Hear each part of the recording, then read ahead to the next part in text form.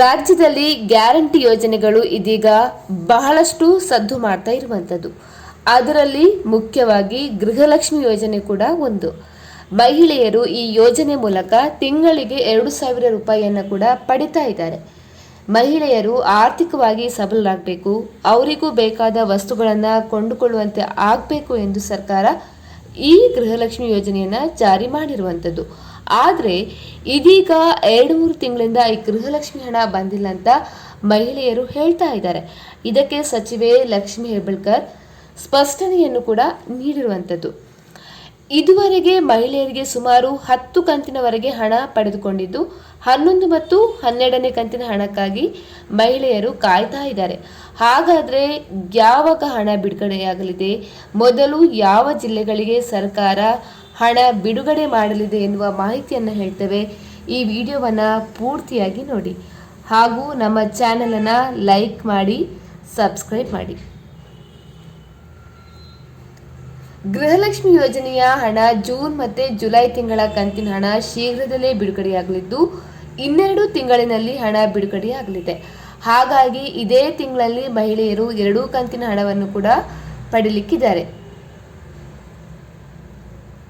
ಚುನಾವಣೆ ನೀತಿ ಸಂಹಿತೆಯಿಂದಾಗಿ ಜೂನ್ ತಿಂಗಳ ಗೃಹಲಕ್ಷ್ಮಿ ಹಣ ಬರಲು ತಡವಾಗಿದೆ. ಹಾಗಾಗಿ 2 ದಿನಗಳಲ್ಲಿ 11ನೇ ಕಂತಿನ ಗೃಹಲಕ್ಷ್ಮಿ ಹಣ ಬಿಡುಗಡೆಯಾಗಲಿದೆ. ಇನ್ನು ಜುಲೈ ತಿಂಗಳದ್ದು ಇದೇ 20ರ ಒಳಗೆ ಪಾವತಿಯಾಗಲಿದೆ ಎನ್ನುವ ಸ್ಪಷ್ಟನೆ ಕೂಡ ಇದೀಗ ಸಿಕ್ಕಿರುವಂಥದ್ದು. ಹಾಗಾದರೆ ಗೃಹಲಕ್ಷ್ಮಿ ಹಣ ಬಿಡುಗಡೆಯಾಗುವಂತಹ 8 ಜಿಲ್ಲೆಗಳು ಯಾವುದು?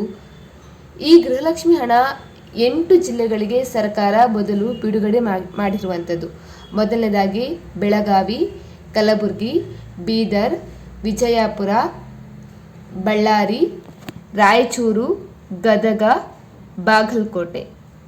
ಇಷ್ಟು ಜಿಲ್ಲೆಗಳಿಗೆ 12ನೇ ಕಂತಿನ ಹಣವನ್ನು ಮೊದಲು ಸರ್ಕಾರ ಬಿಡುಗಡೆ ಮಾಡಿದೆ ಎನ್ನುವ ಮಾಹಿತಿ ವಿವಿಧ ಮೂಲಗಳಿಂದ ಲಭ್ಯವಾಗಿರುವಂಥದ್ದು. ಆದರೆ ಇದೀಗ ಈ ಗೃಹಲಕ್ಷ್ಮಿ ಯೋಜನೆಯಿಂದ ಕೆಲವು ಫಲಾನುಭವಿಗಳು ಹೊರಗುಳಿಯಲಿದ್ದಾರೆ.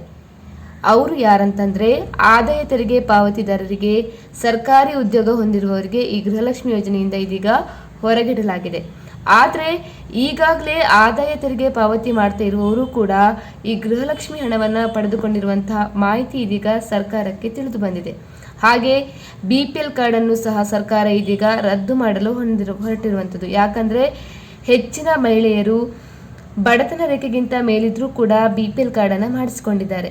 ಇಂಥವರ ಅನರ್ಹರ ಕಾರ್ಡನ್ನು ರದ್ದುಪಡಿಸಿ ಅವರಿಗೂ ಕೂಡ ಈ ಗೃಹಲಕ್ಷ್ಮಿ ಹಣ ಏನು ಬರ್ತಾ ಇದೆಯೋ ಅದನ್ನು ರದ್ದು ಮಾಡಲು ಸರ್ಕಾರ ತೀರ್ಮಾನಿಸುವಂಥದ್ದು.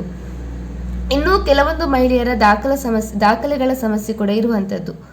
ಏನು ಆಧಾರ್ ಕಾರ್ಡ್ ಅಪ್ಡೇಟ್ ಆಗಿರ್ಬೋದು ಅಥವಾ ರೇಷನ್ ಕಾರ್ಡ್ ಅಪ್ಡೇಟ್ ಆಗಿರ್ಬೋದು, ಇದೆಲ್ಲ ಸಮಸ್ಯೆ ಇದ್ರೂ ಕೂಡ ನಿಮ್ಮ ಖಾತೆಗೆ ಗೃಹಲಕ್ಷ್ಮಿ ಹಣ ಬರುವುದಿಲ್ಲ. ಹಾಗಾಗಿ ಮಹಿಳೆಯರು ತಮ್ಮ ದಾಖಲೆಗಳನ್ನು ಕೂಡ ಸರಿಪಡಿಸಿಕೊಳ್ಳುವುದು ಬಹಳ ಅಗತ್ಯ. ಸ್ನೇಹಿತರೆ, ಈ ವಿಡಿಯೋ ಇಷ್ಟ ಆದಲ್ಲಿ ಟ್ರೆಂಡಿಂಗ್ ನ್ಯೂಸ್ ಲೈವ್ ಚಾನಲನ್ನು ಲೈಕ್ ಮಾಡಿ, ಶೇರ್ ಮಾಡಿ, ಸಬ್ಸ್ಕ್ರೈಬ್ ಮಾಡಿ.